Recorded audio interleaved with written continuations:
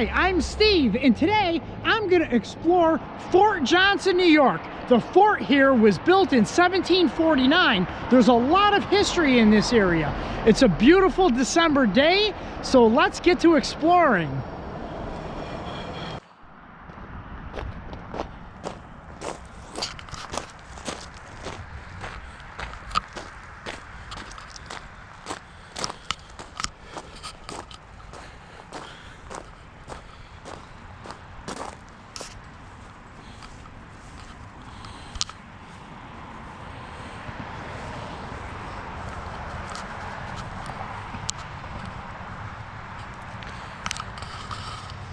Wow, I cannot believe this was built in 1749.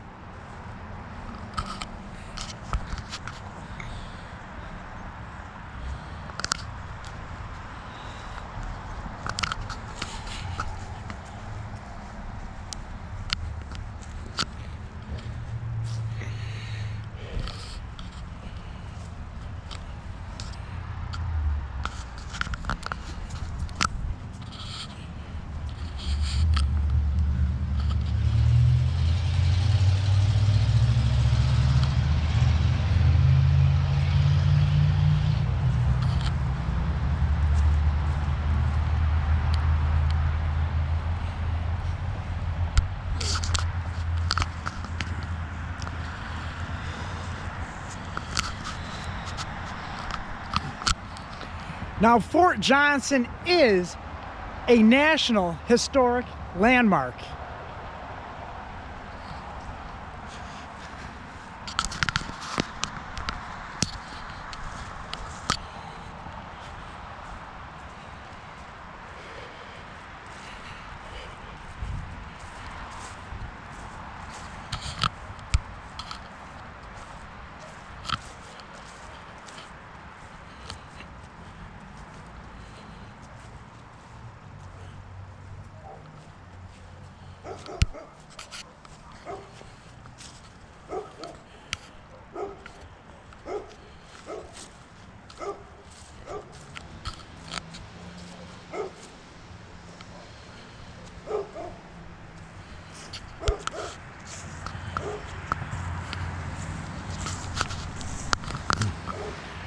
Wonderful little gardens here. Must be beautiful in summer. Right now it is December. A little bit cold, but that's okay. It's a very beautiful day here.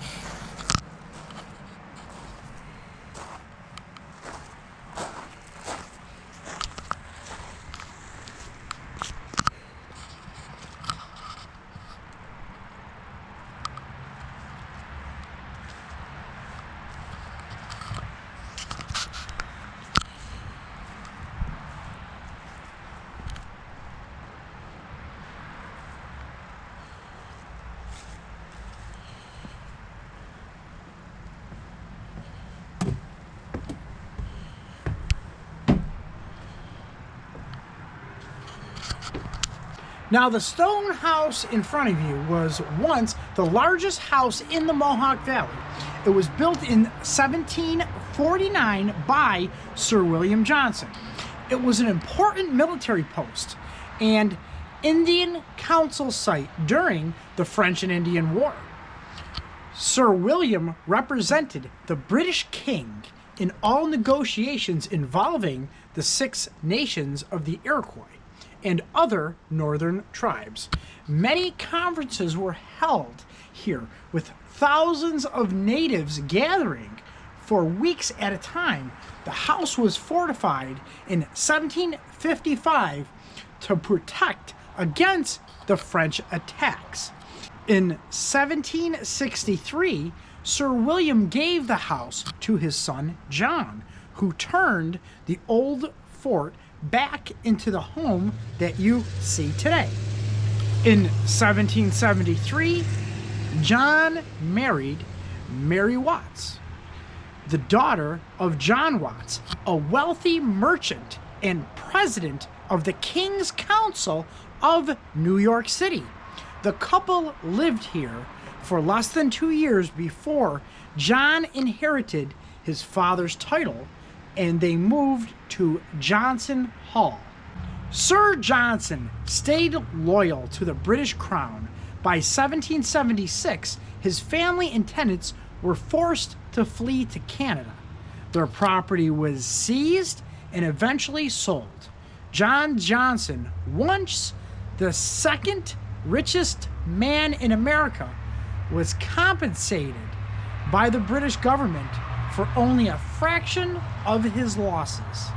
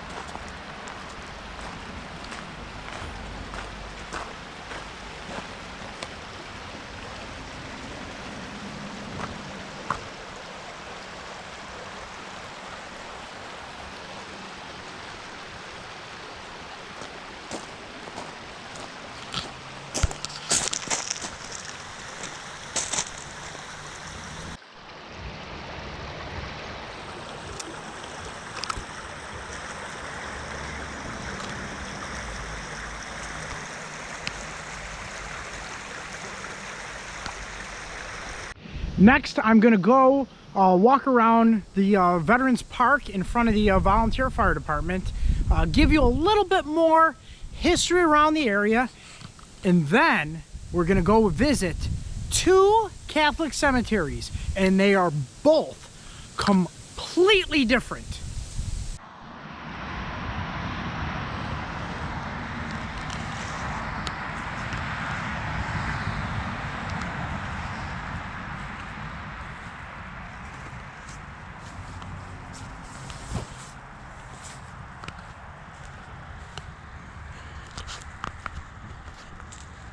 Around 1710, early Palatine Germans began trying to settle here. Most were working in an English camp along the Hudson to pay back their passage by ship from London. In 1716, the Mohawk sold a portion of the land to Philip Grove, which is now the eastern part of Amsterdam. This part of New York was Mohawk territory for centuries before European colonization. In 1739, William Johnson, an influential Anglo-Irish colonist who had previously lived closer to Amsterdam, purchased land, including the site of the village. He established a mill in 1744. The original name of the settlement was Mount Johnson.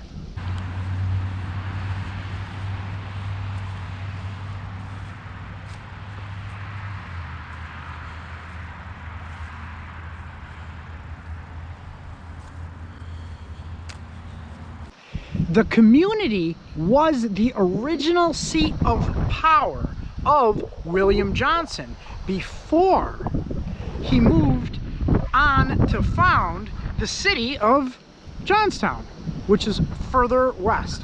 He rose to become the British superintendent of Indian affairs in the northern colonies and was highly influential because of his strong relationships with the Iroquois, especially the Mohawk.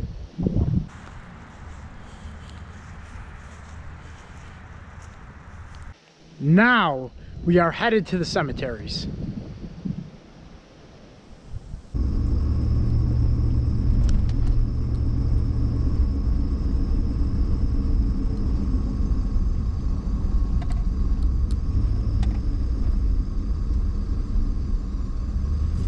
In Fort Johnson, New York, lies the historical St. Mary's Cemetery. So this is an area we're definitely going to explore today.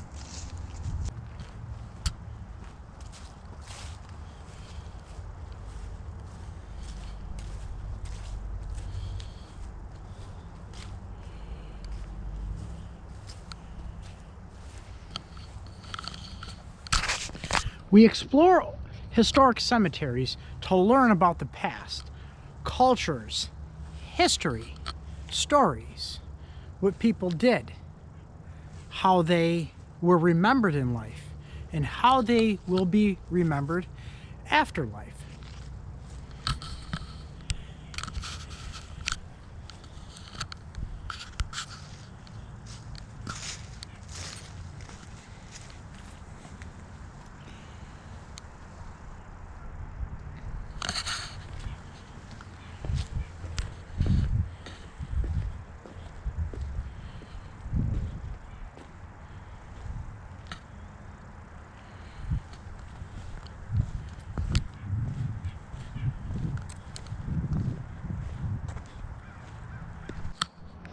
As we explore historic cemeteries, I do want to remind everyone to please be respectful.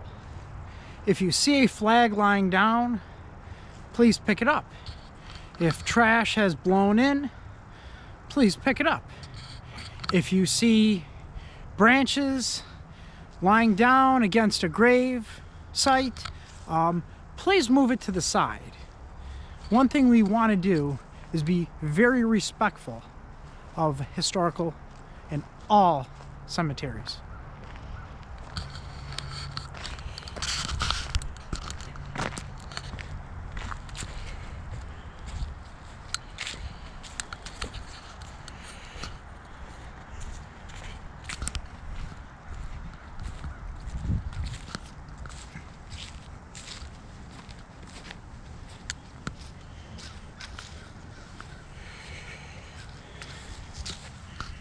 Your Civil War marker.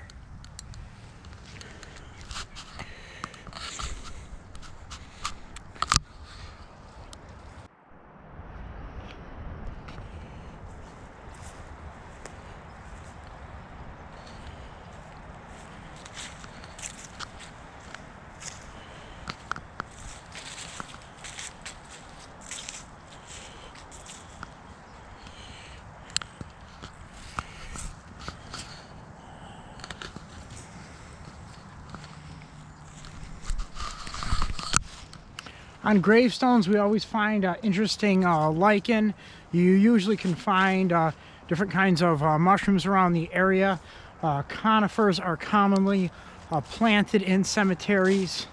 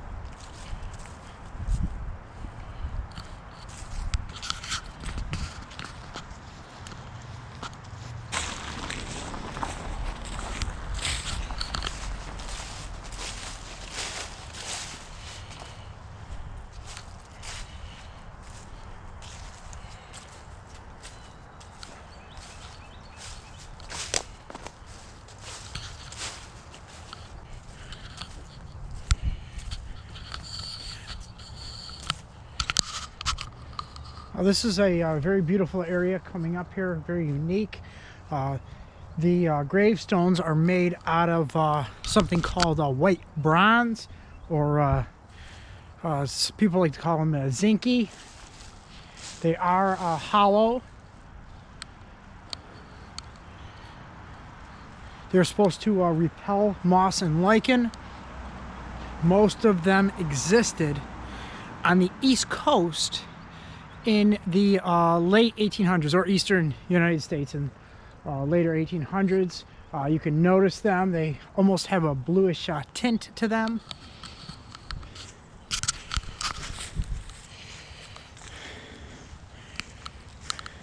Actually, you can see one of them is damaged over time and is hollow.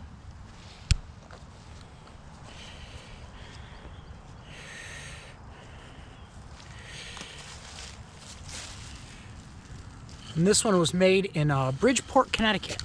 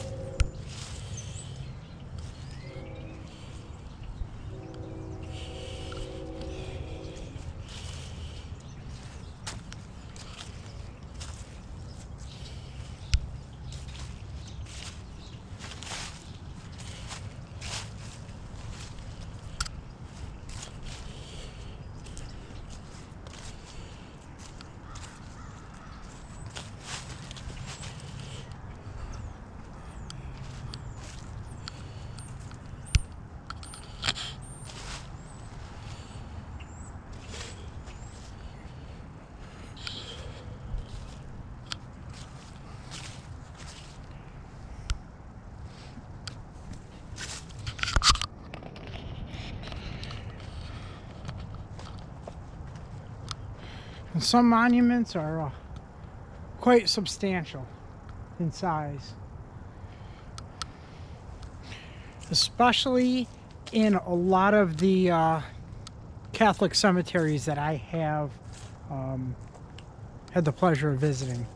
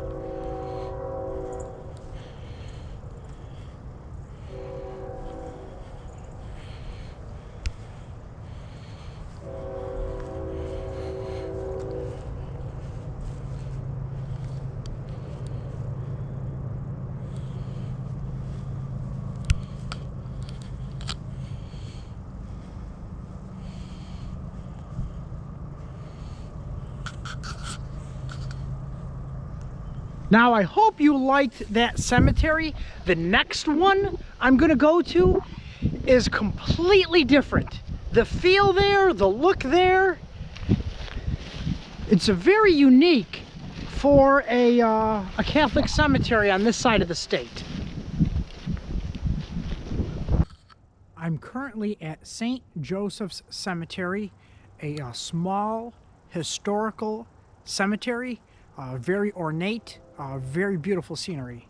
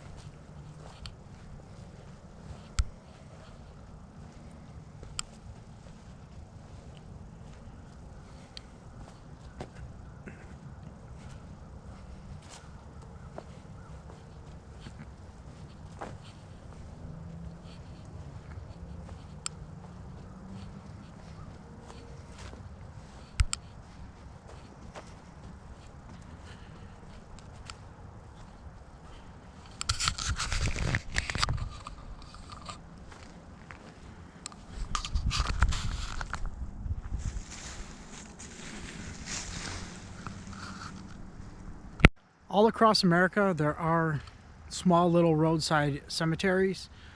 Here, there's a, what's left of, it's called Kline Cemetery.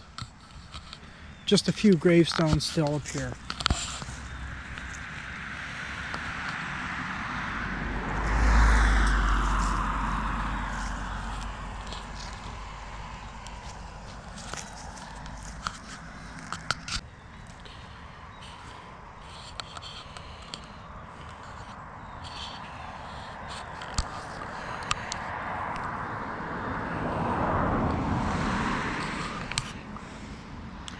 No matter how small, we don't want to leave any out when we explore historical towns or areas.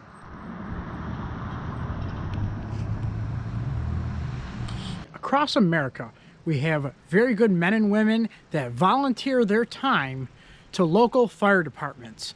So please, if you can, support your local volunteer fire department. I hope you enjoyed my video around historical Fort Johnson, New York. Please hit like, subscribe, and comment. Look out for more videos on my channel all around New York State, the Adirondack Mountains, historical towns, waterfalls, kayaking, hiking, and much more. Also, there is a donate link in the video's description and in my YouTube bio.